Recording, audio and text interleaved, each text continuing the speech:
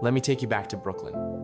1,963, a tiny apartment, a young Michael Jordan, and dreams far bigger than his 5 siblings could ever imagine. Now, what makes a legend? Is it talent, timing, or trials? For MJ, the seeds were sown early. His father, a General Electric supervisor, taught him grit, while his mother's lessons in sewing and laundry taught him focus. But imagine this, Michael, at 15, was CUT from his high school basketball team. Not for bad grades, but because, simply, he wasn't good enough yet. Sound familiar? To anyone chasing their own dream? You might be thinking, how does the greatest of all time get benched at 16? Picture the heartbreak, the sting of rejection echoing in the school gym. But here's where resilience, that psychological term for bouncing back, enters the story. Michael doubled down, practicing until the sun set, and the next year, he made the team.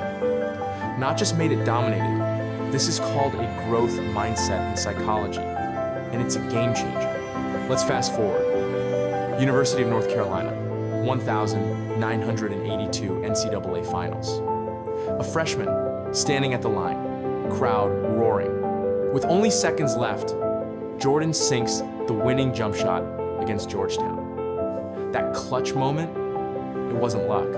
It was forged in the crucible of early failure. So, here's my question for you. What would you do if your biggest setback was actually your secret weapon? Michael's story isn't just about talent, it's about transforming rejection into rocket fuel. Remember this, greatness isn't gifted, it's crafted.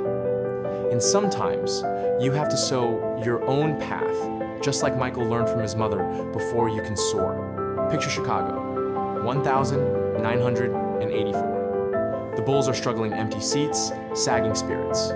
Then, a 21-year-old rookie steps on the court. Michael Jordan, drafted 3rd. Fans and sports writers whispered, could he be the next Julius Erving?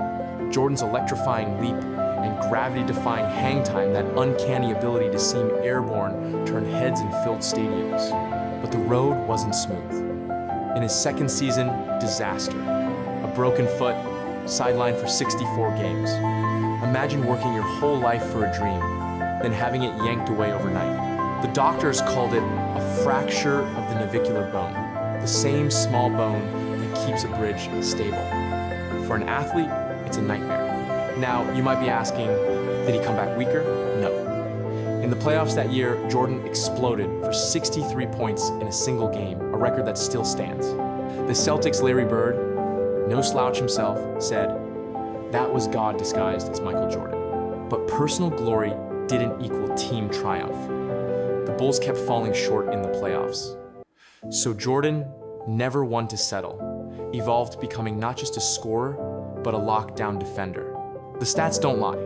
In 1988, he bagged both Defensive Player of the Year and NBA MVP awards, leading in both scoring and steals. That's what you call a two-way player, deadly on offense, relentless on defense. Here's what I want you to take away. Setbacks can be the scaffolding for greatness. It's not the obstacles, but the upgrades you make along the way that define your legacy. Let's set the stage. Chicago 1,991. The Bulls, now built around Jordan, Scottie Pippen, Horace Grant, and John Paxson, aim for the throne. Jordan isn't just a superstar, he's the nucleus. The team chemistry is real. Like a perfectly balanced triangle offense, Phil Jackson's famous system that relies on movement and trust. They topple the Lakers for their first NBA title. Then repeat, not once, but twice. By 1993, the Bulls are three-peat champions, and Jordan is the face of global basketball. But off the court, tragedy strikes. His father, James, is murdered during a robbery. For Michael, the pain is seismic, a tectonic shift. The psychological term here is trauma, and it derails even the strongest.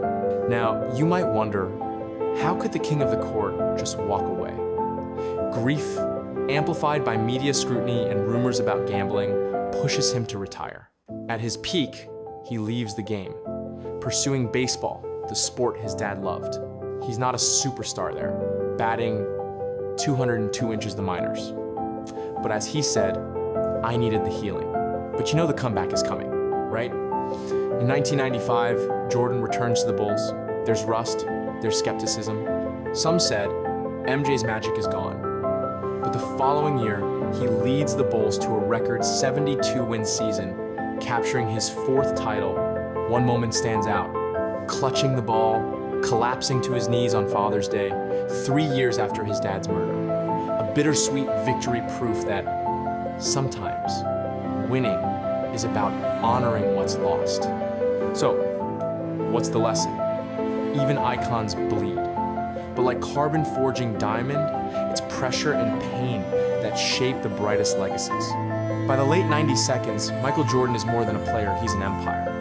Endorsement deals with Nike and Wheaties, his own line of Air Jordan shoes, and a record-shattering $30 million contract. But what happens when the final buzzer sounds? Jordan retires again in 1999, but not for long. Ownership calls, he joins the Washington Wizards as part owner and president. Only the 3rd African-American NBA owner at the time, breaking barriers beyond the hardwood. But the itch to play never fades.